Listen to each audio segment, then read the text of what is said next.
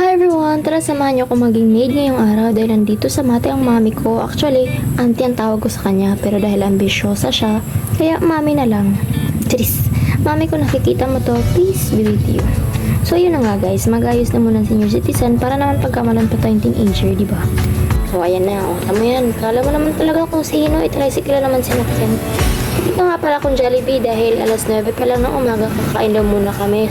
Sabi ng mami ko, pero nauna na ako guys kasi ang ingay niya sa chat. Samahan niyo ako kung gano'ng kagulo ang video na to. Kanyo si kuya, napakaangas. Traffic pa talaga, ewan ko ba dito sa probinsyang to. Ang daming traffic light. Tapos nagre-red light lang kung saan wala ang gaanong sasakyan sa kalsada. On my way sa Jollibee, kakain ng umagahan. Kahit hindi man talaga kumakain tuwing umaga. Nagtitiis na talaga ako dito kay kuya dahil ang tagal-bagal na. Pero dahil ipinanganak akong mabait, hahabaan kong pasensya ko. Magbayad ng ebab. Oh, dito na. Fun fact guys ha. Ang tagal ko na dito sa mga nag-aaral pero hindi pa talaga ako nakapag-order ng Jollibee. Hindi kasi ako lakpatsera. Sorry ha. At dahil wala pa si mami, maghihintay muna ako mga 20 minutes. Nahihiligas na ako dito. Shorts lang kasi ako.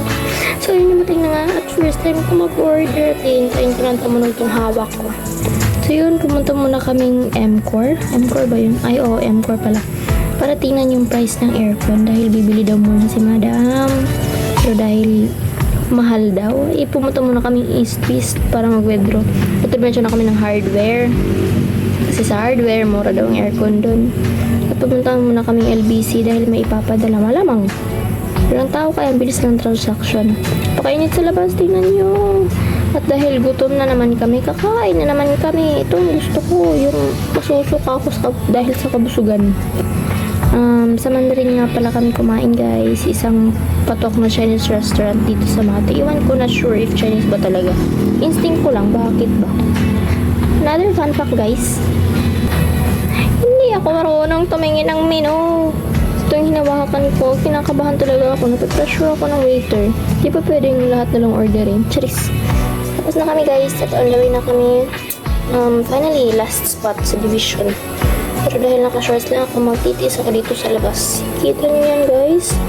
Maraming parol. At ang gaganda. At napaka-creative talaga ng mga Pinoy. Maka-peaceful talaga dito. Ang lawak. Sarap maglaro. Pero wala akong kalaro.